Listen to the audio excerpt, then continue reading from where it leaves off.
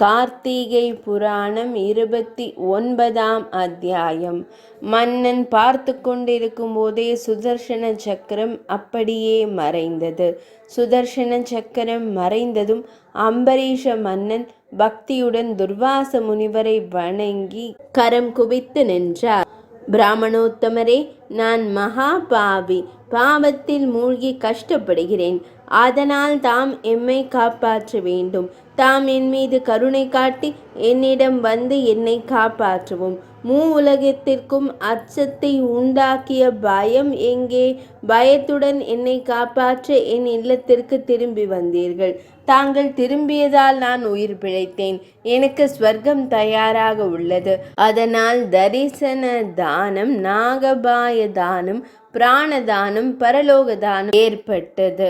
துர்வாச மகாமுனி தன் திருக்கரங்களால் கெஞ்சும் மன்னனை தூக்கி கொண்டு மகிழ்ச்சியுடன் கூறினார், அரசரே, உயிரை காப்பாற்றுபவர் தந்தை என்று கூறப்படுகிறார். இப்போது உன்னால் என் உயிர் காப்பாற்றப்பட்டது. எனவே மன்னரே, தாம் என் தந்தை. தாம் தங்களை வணங்கினால் தாம் வருத்தப்படுவீர்கள்.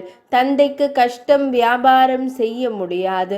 ஆனால் நான் தங்களுக்கு வணக்கம் செலுத்த மாட்டேன். பிராமணனான நான் தங்களுக்கு பெரும் கஷ்டத்தை உண்டாக்கினேன். அதன் பலனை நான் அனுபவித்திருக்கிறேன். கடைசியில் அந்த சிக்கலை கருணையுடன் தாங்கள் தவிர்த்தீர்கள். அரசரே, நல்லொழுக்கம் சமயப்பற்றும் கொண்ட துர்வாச மன்னர் தம்முடன் உணவருந்த மாட்டேன் என்று கூறி அம்பரீஷ மன்னருடன் மீண்டும் உணவருந்தினார். உண்மையில் ஈசனாரின் அம்சமான துர்வாசர் விஷ்ணு பக்தரின் பெருமையை சோதிக்க வந்தார். இந்த விஷயங்களை சோதித்த பிறகு அவர் மகிழ்ச்சி அடைந்து சந்நியாசத்திற்கு செல்லும்படி கட்டளையிட்டார். எனவே கார்த்திகை மாதத்தில் வரும் ஹரி போதினி துவாதசி பலன் தரும். அனைத்தும் பலனளிக்கும். எல்லா தியாகங்களும் பலன் அளிக்கின்றன. கார்த்திகை மாத சுக்லபக்ஷ ஏகாதசி, அதாவது வளர்பிறை ஏகாதசியில் விரதமிருந்து துவாதசி அன்று பிராமணர்களுடன் சேர்ந்து அன்னதானம் செய்த மகாபாதக விமுக்தனுக்கு முக்தியை நாடும் விஷ்ணு பக்தர்கள் துவாதசி குறைவாக இருக்கும் துவாதசி நாளிகைக்குள் பாரணை செய்ய வேண்டும். கார்த்திகை மாத சுக்ல துவாதசி விரதம் மிகவும் விசேஷமானது.